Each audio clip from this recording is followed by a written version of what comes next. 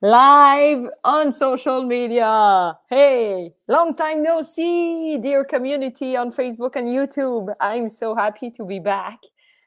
Some stuff happened in a lifetime, babies and moving and all of this stuff. But now we are back and we want to do plenty of interview. So I'm happy to see you, dear community, and to have tonight the wonderful Mary Beth Spann Mank. It's so cool to have her. And yes, I can't wait to introduce her to you because I discovered this woman and she's an amazing human being. She wants to help. She is a teacher. She writes books. And that's why I have the green screen because I will want to show you the book at some point.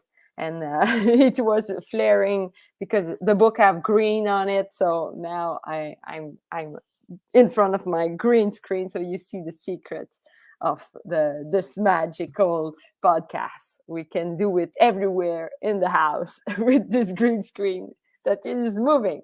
So everyone, I'm Caroline Bernier-Dionne, and I'm doing this podcast to share the passion of puppetry and to put the follow spot on puppeteers, on puppet builder, ventriloquist, teacher, people who use and love and enjoy puppetry in movies, in school, in wherever. And I want to have all the kind of puppeteers because this passion is so amazing. And I feel it's a lot of talent right there. And I just want to show it to the community, to you. So everyone, please welcome and chat with us during the interview because we are live. So ask questions and be with us and say hi from where you are watching. And please welcome in the screen the magnificent Mary Beth. Ta-da!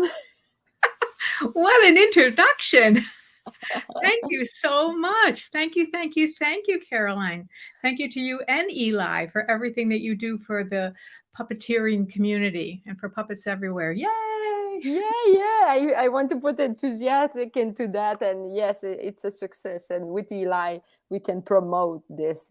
So, Mary Beth, I'm so happy. I introduce you, but as I usually want, I love to hear the puppeteer introduce him or herself, in this case, into the community. So, please do.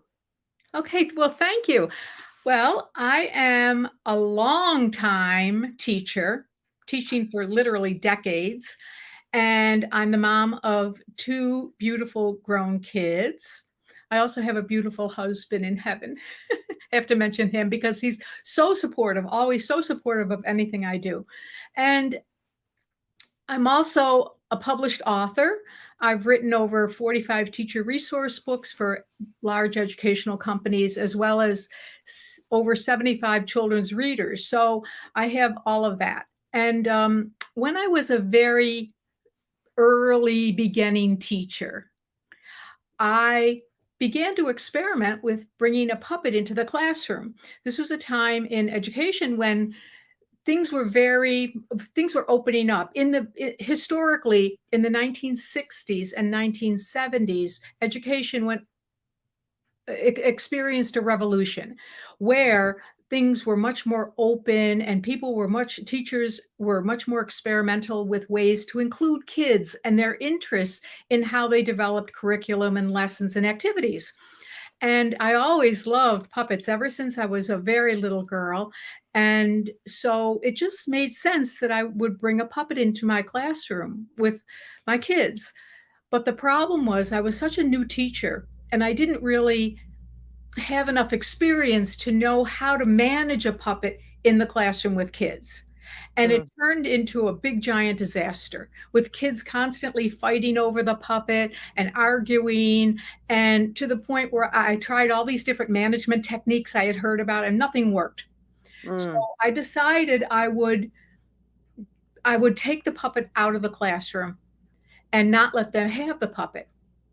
And what I did instead, I took the puppet home one day when I was teaching and I wrote a letter and I addressed parts of the letter to each of my kids in my class. They were third graders. They were 8 years old. They were not really little, 8 years old. And so when I came back to school the next day, I had a box where I had it was her house, and I put the letters in her house, and the kids went to pull her out. They would run into the classroom to go get the puppet, and they found these letters, and they were all confused. They were like, "Where is our puppet?" And they started. I said, "Oh, it looks like we each have a letter. A piece was uh, addressed to each of us." Mm.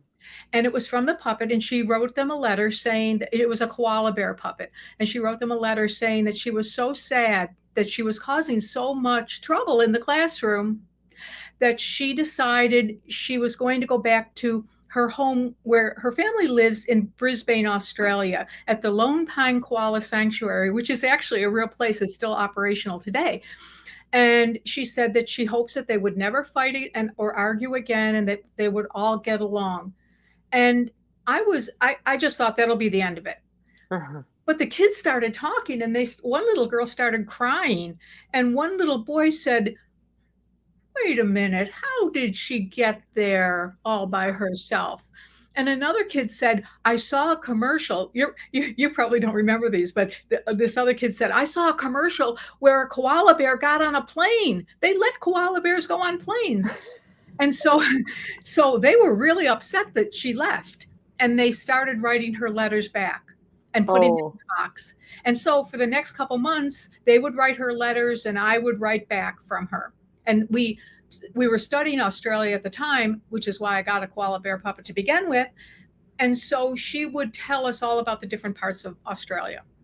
And then Wow. eventually one day, I let a long time pass. And then one day I put the puppet in the box again. And when they came in to see if she wrote them letters, they pulled the puppet out. And immediately they started arguing over the puppet, like, "No, my turn, my turn." And then a little girl said, "Wait, if we do that again, she'll go away again." And they said, "Oh, okay."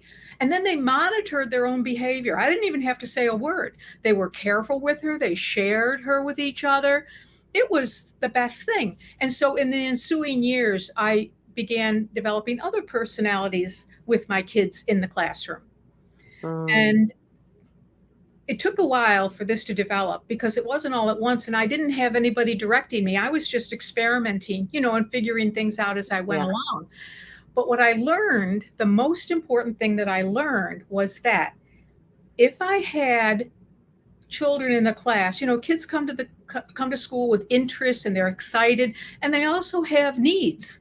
They have needs and challenges, and they're different, from child to child, and they're different from year to year. And so if kids in my classroom had different needs, what I would do is I would pretend the puppet had those same needs. So, Wow. for example, if I had a child who was, let's say, troubled, and these are young children, say kindergarten, first, second, third grade. If a child was troubled and unable to get along with kids and fighting on the playground, I would pretend that a puppet was going to come to our classroom, but kids, I don't know what to do. The puppet is fighting all the other well, not all the other puppets. I had a bullfrog puppet made of construction paper. It wasn't fancy or anything, but I pretended that I said, "We have a new puppet coming. It's a frog puppet who cannot get along with any of the other frogs in pond school." And the principal called our principal and said, "Would you take Bully Bullfrog?" But I don't know what we're going to do with Bully. I mean, what if he fights? We can't have him fighting here. And the children or child or children with the aggression issue were the first to raise their hand and say, "I know what to do. I know how to help him." And so then I would bring the puppet in, and we would help the puppet acclimate and learn how to make friends, and you don't kick people and you don't call them names. But the interesting thing about it was that the child who had whatever challenge it was or problem that we were working with, they were always the ones who were the most eager to help Yeah. because Totally. they understood the problem. And it was a way to approach the problem without spotlighting the kid. Mm-hmm. That's so great. It's kind of like I feel it's an aspect of your passion of cherishing this art form. And I want to hear you on that, like, because I feel you discover how to manage the puppet in the classroom and you learn by yourself, but But what makes this art an art that you cherish? Well, I like to write and I like puppetry for the same reasons. Mm, When I was very young, I was good at writing. I mean, little kid, I was good at writing. And it dawned on me, I went to very, very strict schools. We weren't allowed to speak. They had very large classrooms. But I learned that the way I had power and the way I had freedom was in writing. I remember the moment I thought, I can put those words anywhere I want. I'm in charge of the words. mm-hmm. And it was fun and creative. And it was, I could do anything I wanted with that. And the same was true for play and puppetry. Yeah. Because I was the one animating the puppet, I could do anything I wanted with the puppet. Yeah. And so there's a sense of, not in a bad way, but there's a sense of power in that, Yeah. and openness and creativity. And I like doing very funny things and warm things. And one of the biggest reasons I like using puppets is because it makes me happy. And Mm, it's a great tool to use with kids and all that, but I'm there too. I'm in this communication connection too. And if I'm not enjoying myself, or if I find it to be boring or a drudgery or anything like that, that's no fun for me. And I like feeling good. And I like going to school excited, like, oh, I knew we were going to pull out the puppet today. And, what were the kids going to say? I wasn't even sure what the puppet was going to say. So there was that freedom and creativity and fun and playfulness about it. And the other thing about puppets is that I found that they were androgynous in the sense that boys and girls, everybody would be equally attracted to them. uh-huh. And there's also, and Jim Henson, not that I'm equating myself with Jim Henson, by the way, but when I read his biography, he said that he had a lifelong uphill battle with convincing people that puppets were not just for small children, Mm-hmm. which is why he did movies like The Dark Crystal. Yeah. And I began doing workshops for teachers to teach them what I knew because I thought it was so fabulous. And there was a woman, a teacher, who came to my group in my school district, and she taught high school. And she said, I'm not really here for my high schoolers. I'm here because I teach a Sunday school class to little kids. But then as we got going, she thought, I wonder if it would work with the older kids. And so she Yeah. invited me to come to her high school classroom, and we made puppets, and the kids animated their own puppets. That's another aspect, when kids make their own and animate them and use them, interact with your puppet. The issues that the high schoolers had were different from Mm, kindergarten children, yeah. obviously. One puppet had an alcoholic father. Mm, Another puppet, was into drugs. And even though that sounds scary, those are issues that older kids really, really deal with. And so, mm. again, it's a way to explore these things without delving into the child's themselves. Yeah. Yeah. It puts Totally. it puts like sort of a safety layer. You can discuss these things. Now, that was many years ago. Maybe nowadays it's easier. Maybe, there's more education about doing this, but back then there wasn't. Uh-huh. It's so you use it as a tool, and you also disseminate this talent and this expertise to other teacher. And I feel when I saw this, I received it by the mail for a present for my girl, and I was like, wow, this is so cool. And it's funny because I know this is not in edition anymore, but I feel it's really interesting to show it because it's like the letters, you learn the letters, but you have also a puppet for each letter, and Yes. you can do stories, and it's so amazing. And I want to hear you, Mary Beth, on the aspect of like the training for, like, let's say a teacher listen to us today and he say, oh, that's interesting, what I can do to train myself to do that, or to bring this expertise and make fun, make some fun going on in my classroom. Do you have a place, or what is the best field of study for this?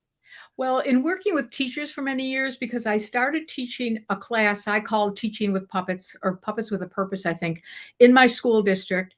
And then for a while, I worked for a teacher speakers bureau, and I went out across the United States and taught this same workshop. And what I learned when you teach the same thing over and over again, you learn that there's patterns in people's excitement and also in their hesitation. Like, what Mm, are they worried about? And teachers love the idea of using puppets. It sounds like fun, but they're uncomfortable with giving a puppet a voice mm, in front of kids because most teachers are not ventriloquists, yeah. and they feel silly, or they feel just plain old uncomfortable. In fact, I had one teacher who taught a room full of 3-year-olds, and she said, I feel uncomfortable in front of the kids. I said, they're 3 years old. She said, I know, but I have a teacher assistant and she'll see me. So Oh, people felt uncomfortable with that. So one of the things I did to begin to start them off in the yeah. beginning would be you don't even need a voice. You can have a puppet whisper in your ear.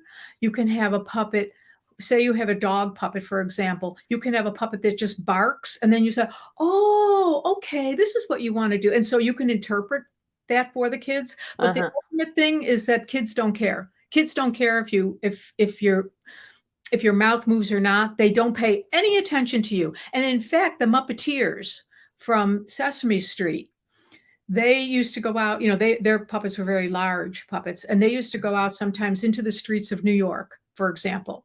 And kids would come up and see the big puppets like Elmo and all of those. And those Muppeteers were not ventriloquists. They were not Mm, on camera. They didn't have to be. And the kids never looked at the Muppeteer. yeah. Always just looked. There's such a suspension of disbelief, I guess you could say, with kids, or they suspend their belief. I'm not sure which. They know it's a toy.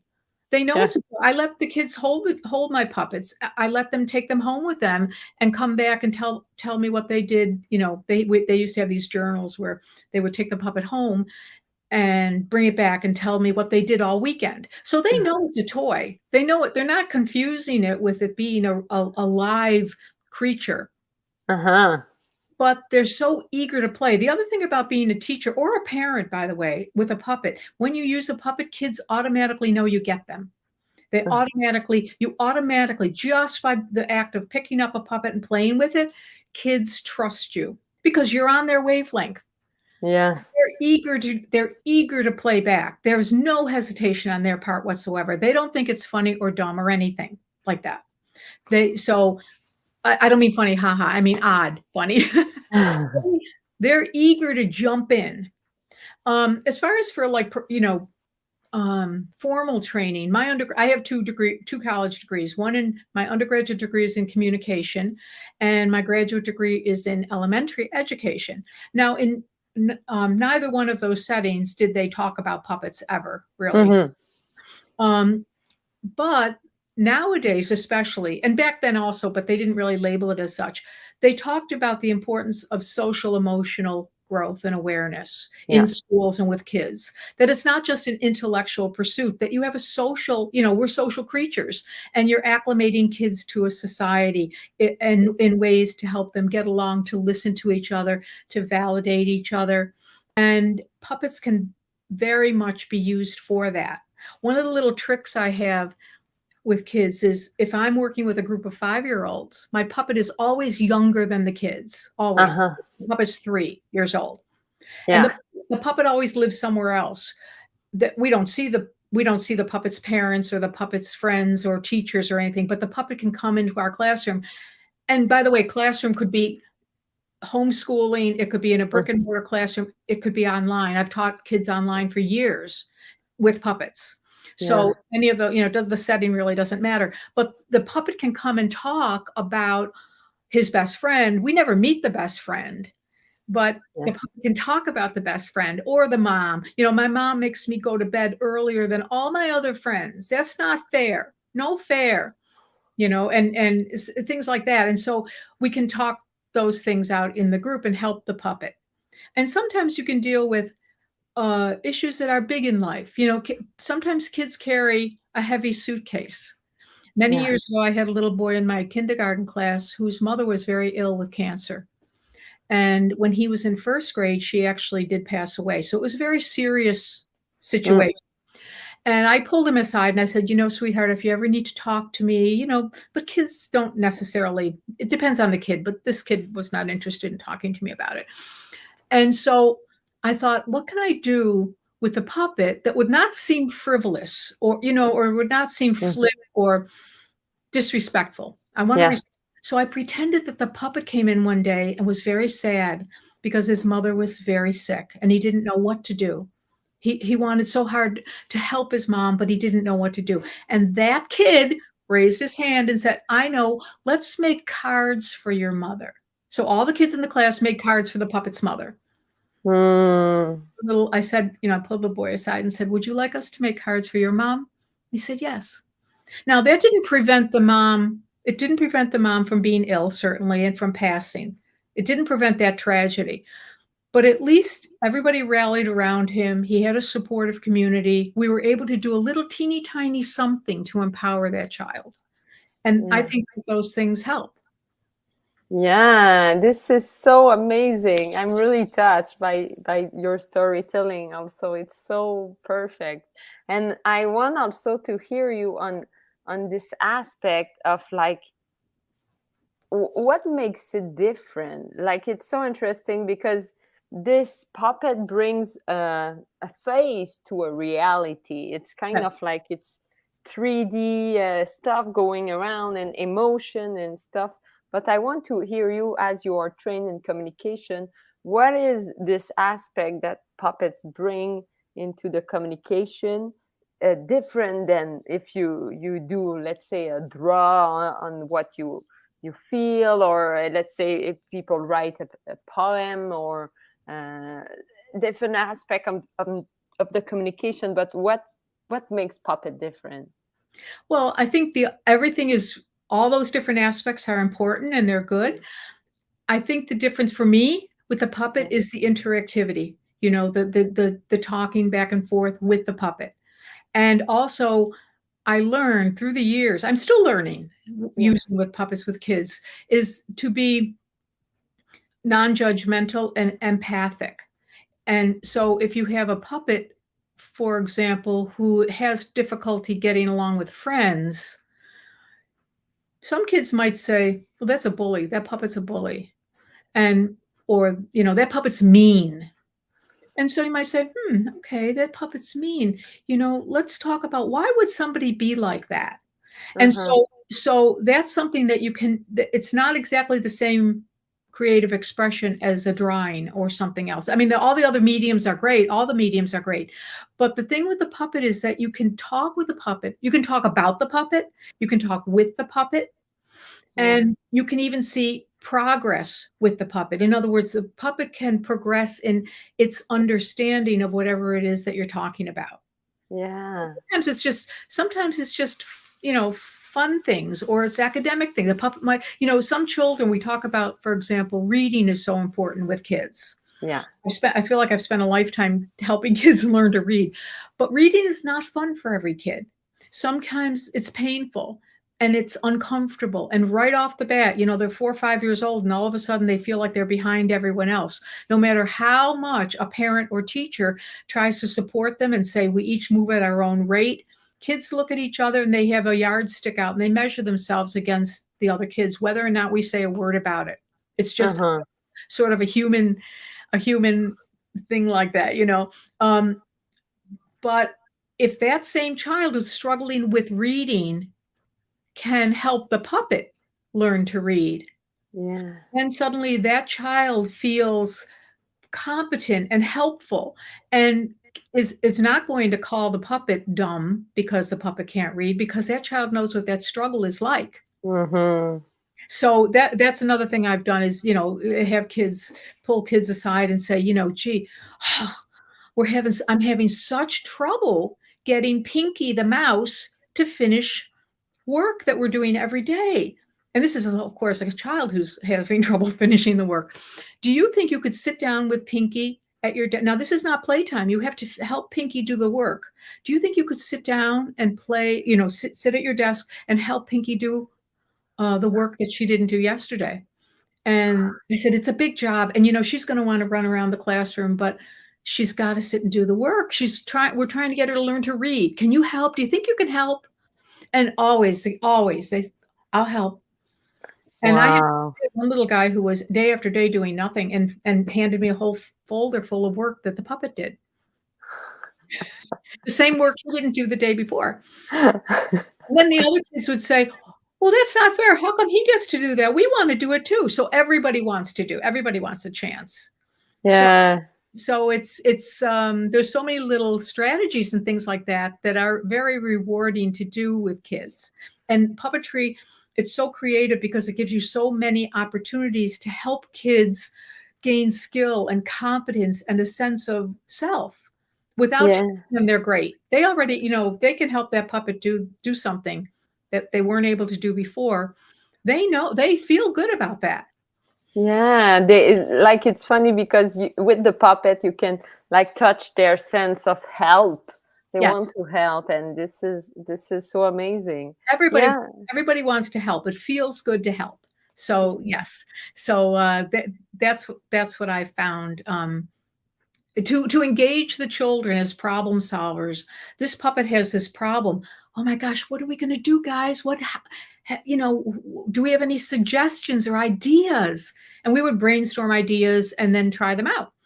yeah, this is amazing, and the crowd react to this. We have Tina who say, "Love the idea. Use puppet. The puppet learned to read. You read my mind." This is so cool. Well, the other thing is that teachers are very busy. They're inundated with things to do and things to learn. And, it's a very, very, very big job. It took me about 10 years to figure out, to feel at least some level of comfort with it. But Yeah, puppets are something that you can bring along with whatever you're already doing. And they're yeah, no cost or low cost. I've had puppets that, you can stick googly eyes on a little craft stick and you've got a puppet and kids will listen to it. It yeah, doesn't matter. You can have a big elaborate puppet. You can have any type of puppet. And as long as you give it a personality, kids will respond to it. And yeah. no cost, low cost, and you can just bring it along with whatever you're doing. Use it as much or as little as you want in the classroom. Sometimes teachers say, I don't know how to begin. I say, just hold a puppet as the children come in your classroom or, or online or whatever. Just hold the puppet and just say, good morning. And that's it. Just start with that and see the kids' reaction to that. Yeah.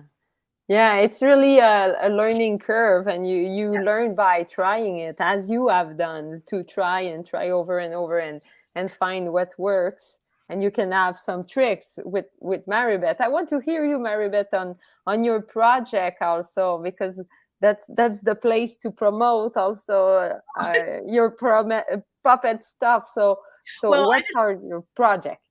I'm sorry, Caroline. When I was working with teachers trying to help them to use puppets, a lot of them they had to do it during the course of the workshop. I mean, in Yeah, other words, if it was a setting where they went back to their class and we met the next week, they had to try it out. Every single teacher said it worked. Everyone. I never had anybody say it didn't work. They were surprised. They were shocked. But few teachers continued to do it after that when the workshop was done. Some did, but more than not did not. So what I mm, did was I decided I would create an online presence called Learning with Puppets, and I would create puppet videos with follow-up printable activities for kids. So teachers could show or parents could show the kids these very short little videos, 3 to 5 minutes long, and then have follow-ups for them. Those were for people who didn't really want to pick up a puppet, they weren't comfortable, but they love the magic of puppetry. yeah, And I also created a course called Teaching with Puppets and a book that I wrote, an entire book about all the things we're talking about called it's a Teaching with Puppets manual. And so right now I'm in the process of putting all of that in my membership called Learning with Puppets. So some of the resources are do-it-yourself resources, and hmm, some of them are what we call done for you. yeah. They're all there. You don't have to pick up a puppet. You don't have to do anything. Just show them the video and follow up with that. So, that's what I'm, in the middle of working on now. Yeah, so we can't wait to see that. It's so cool. And people, like, if people want to know more, because we see the crowd is saying, like, we have the art of handmade dolls say, yes, I'm learning, start with one puppet. And I think people want to have your resource, so where they could find it. Well, they can go right. I'm in the process of populating the membership, but in Yeah. the meantime, they can just go to my website, which is learningwithpuppets.com, and they can pick up. There's free resources. There's a free book on how to use puppet. It's a short book. It's fun. It's just a little fun read. It has a little mini poster in it for how to questions to ask children before and after they read. And it also has a sample puppet video, a link to a puppet video, so they can see what the videos are like. So, that can get people started. And then the Yeah. membership is due to open. The membership part of it is due to open very soon. Yeah, so we will wait for this, but let's see your website first, and have some fun. And I yeah. I really can't say enough about how powerful puppets are and how much fun they really made me look forward to each. I mean, I love teaching, but it's exhausting. And there were some days like, but it really it gave me incentive. It freshened my desire to be with the kids, and it's just so much darn fun that I looked forward to it every single day. Oh, and here, a quick story. Yeah, go for it. When my children, I have two young adult children. When they were born, I left the classroom full time and I began writing more at home. I wrote for many years at home. I also went into their classrooms. So anyway, fast forward, now my son is, say, 25 years old. And I went into a local sandwich shop in the neighborhood where they grew up, and a young man was making the sandwiches, and I said, "Oh, you know what? You look just about my son's age. I'm wondering if you went to his school." And sure enough, not only did they go to the same high school, but they graduated together. And he said, "I know your son. I know James." I said, "Oh, you do?" And he said, "Yes, I know you too." I said, and I didn't recognize him. And I said, "Oh, I'm so sorry." I said, "My kids brought so many friends over to the house. I don't remember. You have to forgive me." And he said, I never came to your house." I said, "Oh, then how do you know me?" He said, "Because when James and I were in kindergarten, you came in with the puppet one day into their classroom. I did it one time, once." And he remembered. He said, I remember it was a little bear puppet. It was my koala bear puppet. So imagine if that child's teacher or their teachers his teachers had used puppets through the years, how much of an impression that can make on a child. If he remembered one time from 20 years earlier, it almost brought tears to my eyes. I was like, holy macaroni. This is such a great story, and that's true. It makes impression on kids, and it could they could carry that for their life. So Yes. it's so amazing. We have Tina who say, I wish that all the teacher out there would join and learn about it. So cool. That's true. Mary Beth, it was a pleasure to talk with you, and yes, keep going on your writing and stuff. I feel you inspire a lot of Oh, people. thank you. And yes, you are a puppeteer. By this, I feel you're really a practitioner of this art form, so that's why you You have can't your go spot. wrong. Oh, I'm sorry, Caroline. You can't go wrong with. You can't make a mistake. You cannot make a mistake with it. It's just play. It's Yeah. just playing, and you cannot make a mistake. So cool, Mary Beth. So, as I said, you have your spot into the Puppet Podcast because you are a real practitioner Thank you of so this much, art Karen. form. So cool, yeah. And yes, Tina, one more info. So, can we get more info to share with friends, like to share your website? So maybe can you say it again? Yes, it's learningwithpuppets.com. And Yeah. my email is marybeth@learningwithpuppets.com. Yeah. Marybeth. Well, I guess my name is right there. It's right I below. know we went a little over. Do you have time to meet one of my puppets? Oh yeah. Let's do it. Let's go over. Yeah. I'm gonna show you how I introduce a new puppet so people watching can see.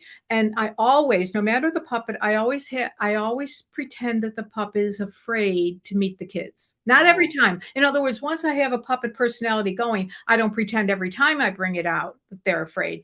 But I pretend initially that the yeah. puppet, no matter the puppet, that the puppet is always afraid, Okay. just like young children are afraid initially. Yeah. But then when the session is over, it's time to do something else, the puppet doesn't want it to end. Just like young children don't want to go home. They don't want to leave the park. They don't want to leave the swimming pool or the beach, So I have my puppet replicate a lot of little children behaviors, especially when I'm working with little kids. So Yeah. I have one of my favorite puppets here. Come here, Beanie. I'm afraid. It's okay, Beanie. I'm afraid. What if they don't like me? They'll like you, Beanie. Don't worry. Okay, so this is Beanie Bichon. She's a folk Manus puppet. I don't build puppets or anything like that. And Beanie, I did get permission from folk Manus. They make wonderful puppets to use my puppets in my efforts, all Yeah. my efforts. So, okay, Beanie, come on up. You want me, Carol? Beanie, what is on your face? It's my mask. Oh. Well, first of all, that's not how you wear a mask, silly. And we can't even see your face. That's the idea. Right. I'm gonna no. Yeah, it's okay. It's okay. Don't worry. My heart is beating. I know. It's okay. Look. Look, here's Caroline. Look.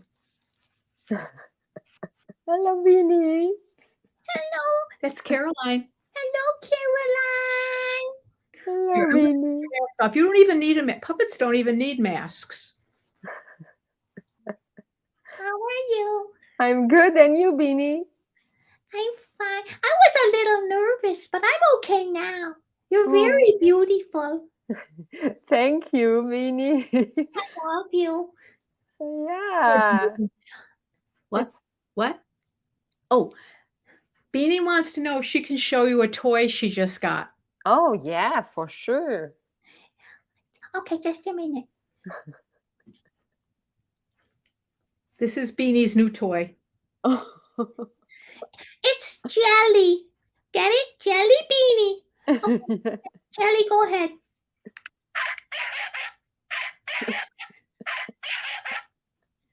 Okay, now goodbye. Beanie! You don't throw your toys. Don't you know how to take care of your toys? I don't. I hardly know anything. I'm only 2.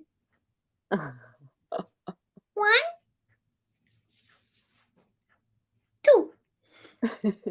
Okay, Beanie, I think it's time now to say goodbye. What? Yeah. She used up all my time. Well, Caroline has to go and the people have to go, and it's time for us to go. No, no, no, no. No, it's okay. It's okay. It's okay. Here, wait. It's okay. Here. Yeah, it's okay. Beanie, don't cry.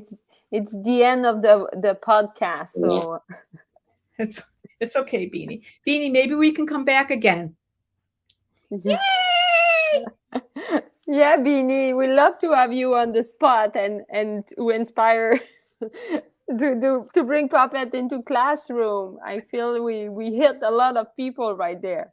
She can't do it without me. Yeah, that's true. You are essential. You I are am. essential service. I am. Okay, goodbye, Beanie. Goodbye. Bye. Caroline, thank you so much. I so appreciate it. It's wonderful. I always love your story, and I feel you are a great storyteller. So that's why we need to have you on the show. So everyone, say bye to Mary Beth. I will put you out of the screen, but stay there in the virtual studio. We could chat after this. I will. Thank you again so much. We went a little over, and I appreciate you. I just have so many stories. You are a storyteller, and this is wonderful. This makes you successful. I feel. Thank you. Bye, everybody. Bye bye, Maribeth. Ju! Everyone, thank you so much for watching. This is so inspiring, and I feel we learned so much from Maribeth tonight. So everyone stay tuned. We have wonderful stuff coming around. Some podcasts for sure, but also we have our Patreon. If you don't know our Patreon community, you can join and have wonderful workshop. So yeah, just have a look on this. We got a workshop this weekend, but we have many about building puppet, about promotion, about yeah, manipulation, performing puppetry. So everyone feel free to use our resource. So everyone, I'm so happy to share this passion, and I will say good night and stay tuned for another episode of the Puppet Podcast. Bye bye.